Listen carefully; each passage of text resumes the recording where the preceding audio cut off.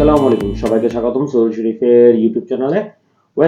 আজকে থেকে আবার বাংলাদেশ প্রিমিয়ার লিগ খেলা। আজকে রাতে আবার সিরিয়ার সুপার কোপা ইতালিয়ানো খেলা। গতকালকে খেলা গিয়েছে ইন্টার মিলান ভার্সেস আতালান্তার মধ্যে। ইন্টার মিলান জিতেছে। আজকে রাতে এসি মিলানের খেলা জুভেন্টাসের বিপক্ষে। তবে আজকের ভিডিওটা আমি আসছি আসলে বাংলাদেশের গল্প করতে। তো বাংলাদেশ প্রিমিয়ার লিগ খেলা শুরু হয়ে গিয়েছে।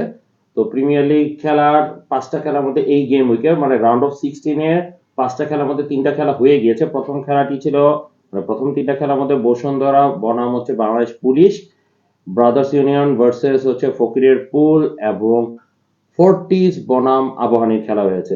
তো তিনোটাই কিছুটা শকিং রেজাল্ট হয়েছে। কারণ কি, বছরের শুরুর খেলাটা বসুন্ধরা কিংস 5-0 গোলে বাংলাদেশ পুলিশের কাছে অ্যাওয়ে ম্যাচ জিতে এসেছে এবং যদিও তাদের র্যাঙ্কিং এখনো পরিবর্তন হয়নি, এখনো পঞ্চম স্থানে আছে, কিন্তু প্রথম খেলাটি আসলে ধুমধারাক্কা জিতে গিয়ে এই মুহূর্তে টেম্পোরারিলি বাংলাদেশ মানে বসুন্ধরা কিংস আছে গোল স্কোরিং এর দিক দিয়ে 1 নম্বরে। এখন পর্যন্ত টুর্নামেন্টে মানে লিগ ম্যাচে 17টি গোল করেছে, বিনিময়ে গোল খেয়েছে 4টি।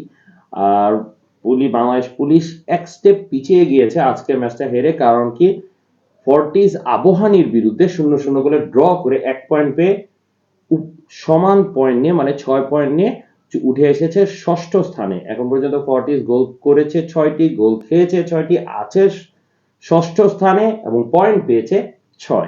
তো 6-6-6-6 সমানে ফোর্টিস, নিজেদের নাম ফোর্টিস কিন্তু 6 নিয়েই পড়ে আছে। সেই জায়গায় বাংলাদেশ পুলিশ এক স্টেপ পিছিয়ে পড়ে গিয়েছে, 6 পয়েন্ট নিয়ে তারা আছে, গোল ব্যবধান -3-তে থাকার কারণে তারা এখন আছে সপ্তম পজিশনে। তো ওই যেটা বললাম যে আবাহনী লিমিটেড ড্র করেছে ফোর্টিস এর কাছে অ্যাওয়ে ম্যাচে। আবাহনী এখন উঠে এসেছে টেম্পোরারিলি 2 নম্বর স্থানে। আগামীকাল রহমতগঞ্জে খেলা হবে বাংলাদেশ ওয়ান্ডারার্স এর বিরুদ্ধে, যেটা মনে হচ্ছে সহজ জয় পেয়ে যাবে। আর চিটাগাং আবাহনীর বিরুদ্ধে মোহামেডানে খেলা আছে। তো মোহামেডান এখন আছে টপ অফ দ্য লিগে, 5টা খেলায় 5টা জিতে 15 পয়েন্ট নিয়ে শীর্ষে। দ্বিতীয়তে এখন আবাহনী টেম্পোরারিলি উঠে এসেছে 13 পয়েন্ট নিয়ে, 6 ম্যাচে 13 পয়েন্ট নিয়ে দ্বিতীয় স্থানে। তৃতীয় স্থানে রহমতগঞ্জ, যাদের একটি খেলা বাকি আছে, 12 পয়েন্ট নিয়ে আছে তৃতীয় স্থানে। চতুর্থ স্থানে ব্রাদার্স ইউনিয়ন নিয়ে আসলে আলোচনা করা হয়নি। ব্রাদার্স ইউনিয়নও কিন্তু একটা বড় জয় পেয়েছে ফকিরের পুলের বিরুদ্ধে। তারা 3-0 গোলে কমান্ডিং ভাবে জিতেছে। তারা এখন 11 পয়েন্ট নিয়ে চতুর্থ স্থানে উঠে এসেছে। বসুন্ধরা কিংস পঞ্চম স্থানে 10 পয়েন্ট নিয়ে, ফোর্টিস ষষ্ঠ স্থানে উঠে এসেছে বলেছি আপনার 6 পয়েন্ট নিয়ে। বাংলাদেশ পুলিশ 6 পয়েন্ট নিয়ে আছে কিন্তু সপ্তম স্থানে নেমে গিয়েছে।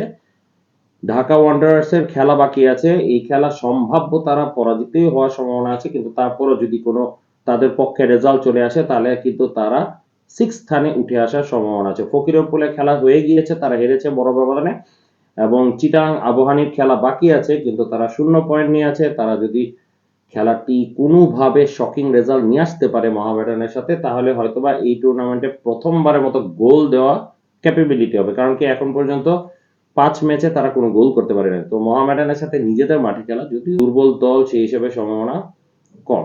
তো আজকের ভিডিওর পাশাপাশি আমি আসলে বাংলাদেশ ফেডারেশন কাপ নিয়ে আলোচনা করতে যাচ্ছি। 1980s এর প্রথম ফেডারেশন কাপটা শুরু হয় এবং এখন পর্যন্ত 36টি আসর হয়, যেখানে সর্বোচ্চ ফেডারেশন কাপ জয়ী হয় আবাহনী এবং ডিফেন্ডিং চ্যাম্পিয়ন হিসেবে আছে বসুন্ধরা কিংস।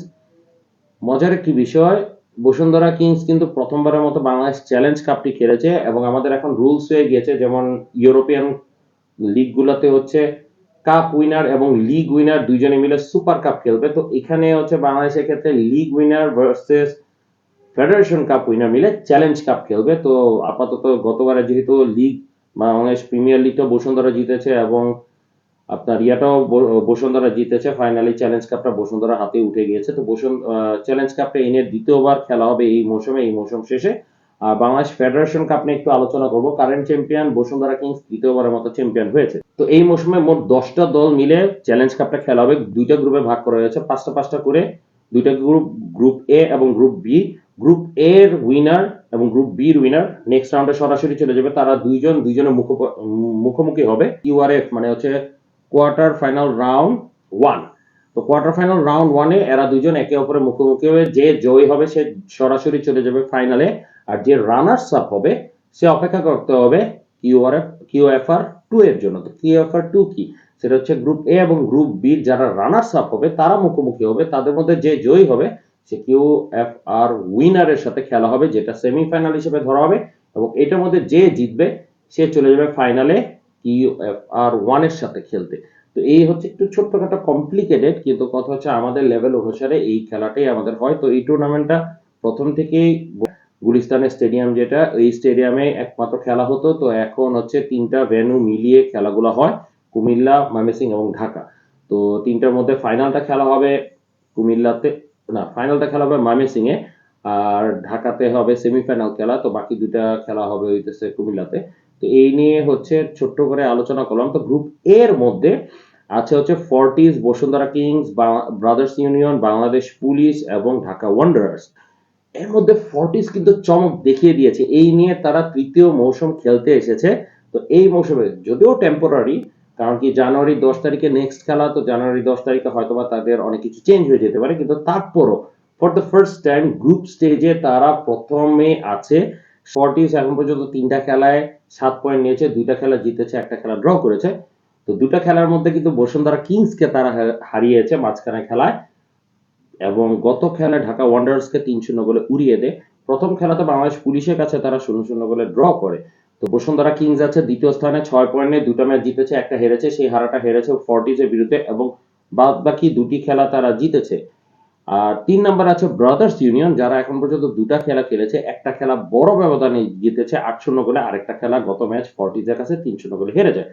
তো চতুর্থ স্থানে আছে আনফরচুনেটলি বাংলাদেশ পুলিশ। 36 বার এই আসরটা হয়েছে, এই আসরের সর্বোচ্চ উইনার তো ছিলই। এই আসরের প্রথম টুর্নামেন্টে বাংলাদেশের ঢাকা ওয়ান্ডারার্স এবং মোহামেডান কিন্তু যুগ্ম চ্যাম্পিয়ন হিসেবে ঘোষণা করা হয়েছিল, কারণ কি ফাইনাল খেলাটা 0-0 করে ড্র হয়ে যায়। তো 0-0 করে ড্র হয়ে যাওয়াতে তাদেরকে যুগ্ম চ্যাম্পিয়ন ধরা হয়। দ্বিতীয় আসরে মোহামেডান ভার্সেস আবাহনীর খেলা হয়, যেটা আবারও 0-0 করে ড্র হয়, কিন্তু পেনাল্টি শুটআউটের মাধ্যমে মোহামেডান জিতে যায়।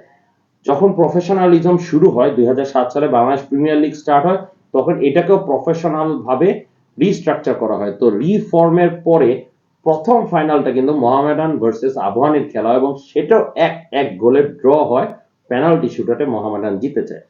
তো বসুন্ধরা কিংস রিসেন্ট সময়ে আসলে ডেভেলপ করাতে নিজেদেরকে তৃতীয়বারের মতো চ্যাম্পিয়ন করে। তো এই আসরেও বসুন্ধরা কিংসের জন্য যথেষ্ট ভালো চান্স আছে, কারণ কি তারা পড়েছে ইজিয়ার পিকচারে। তো এখান থেকে মোটামুটি ফর্টিজ এবং বসুন্ধরা কিংসের যাওয়ার সম্ভাবনা আছে, কিন্তু ব্রাদার্স ইউনিয়নের খেলা কিন্তু বাকি আছে। তো বসুন্ধরা কিংসের একটা খেলাই বাকি, সেটা হচ্ছে ঢাকা ওয়ান্ডারার্স এর বিরুদ্ধে, এবং সেই খেলা যদি জিতে যায় মোটামুটি 9 পয়েন্ট। তো বাদ বাকি টিমগুলো কিরকম করে এটা হচ্ছে আসলে দেখার বিষয়। আর গ্রুপ বি তে আছে আমাদের পরিচিত, মানে বাপদাদা ছোটবেলা থেকে আমরা যাদেরকে দেখে এসেছি, গ্রুপ পর্যায়ে আছে রহমতগঞ্জ, মোহামেডান, আবাহনী, ফকিরের পুল এবং চিটাগাং আবাহনী। এর মধ্যে চিটাগাং আবাহনী স্বাভাবিক 2 ম্যাচে দুটোটাই হেরেছে, এখানেও তারা কোনো গোল করতে পারে নাই। ফকিরের পুলও এখানে কোনো গোল করতে পারে নাই, 6টি গোল খেয়েছে। তারা একটা খেলা খেলেছে, একটাই হেরেছে। আর রহমতগঞ্জ আছে টপে, তারা 2 খেলায় দুটোটাতেই অদম্যভাবে জিতে তারা 7 পয়েন্ট, এখন পর্যন্ত তারা কোনো গোল খায় নাই। মোহামেডানকে হারিয়েছে, আবাহনীকেও হারিয়েছে, তাদের 2টা খেলা বাকি, সেই 2টা হচ্ছে ফকিরের পুল এবং আবাহনী, চিটাগাং আবাহনীর বিরুদ্ধে। তো মোহামেডান এবং আবাহনীর খেলা বাকি আছে, আবাহনী মাত্র একটি, সরি আবাহনীকে হারায় নাই, তারা চিটাগাং আবাহনীকে হারিয়েছে। তো আবাহনীর সাথে নেক্সট খেলা হচ্ছে রহমতগঞ্জের ফেডারেশন কাপে। তো আবাহনী একটা খেলা একটাই জিতেছে, এবং মোহামেডান একটাকে জিতেছে, একটা হেরেছে, তো 3 পয়েন্ট নিয়ে আছে দ্বিতীয় স্থানে।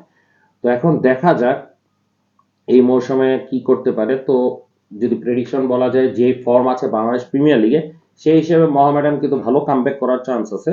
আবার আবাহনী, রহমতগঞ্জ 2টা দলই কিন্তু চমৎকার ফর্মে আছে।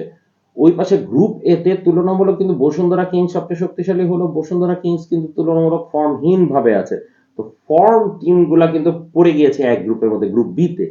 তো ওইখান থেকে একজন চ্যাম্পিয়ন হবে, এটাই আমি আশা করছি। তো দেখা যাক, আমি আবারও স্ট্রাকচারটা বলি। গ্রুপ পর্যায়ে আমাদের গ্রুপ এ এবং গ্রুপ বি, গ্রুপ এ এবং গ্রুপ বি যারা যারা উইনার হবে, let's say group A1, group B1। তো group A1 versus group B1 এর খেলা হবে। এই গ্রুপ A1 এবং গ্রুপ B1 এর মধ্যে যে জিতবে সে সরাসরি ফাইনালে চলে যাবে, আর যে হারবে তো তাদের খেলা হবে group A2 versus group B2 এর মধ্যে যারা জিতবে তাদের সাথে। তো ওই ক্রিকেটের মতো এটা আবার একটা খেলা হবে, এবং এই খেলার মধ্যে যে জিতবে সে ফাইনালে যাবে। তো সামনের সপ্তাহ থেকে 10 তারিখ থেকে আবার খেলা হবে, জানুয়ারি মাসে পুরোটাই গ্রুপ স্টেজে খেলা হবে, এবং ফেব্রুয়ারিতে নকআউট পর্বটা শুরু হবে, এপ্রিলে নকআউট পর্বটা শুরু হবে। তো সবাইকে খেলা দেখার আহ্বান জানাচ্ছি।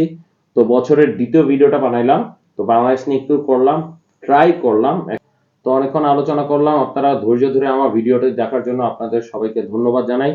যদি ভালো লাগে লাইক দিবেন, যারা নতুন আমার চ্যানেলে সাবস্ক্রাইব করে নিয়েন। আসসালামু আলাইকুম।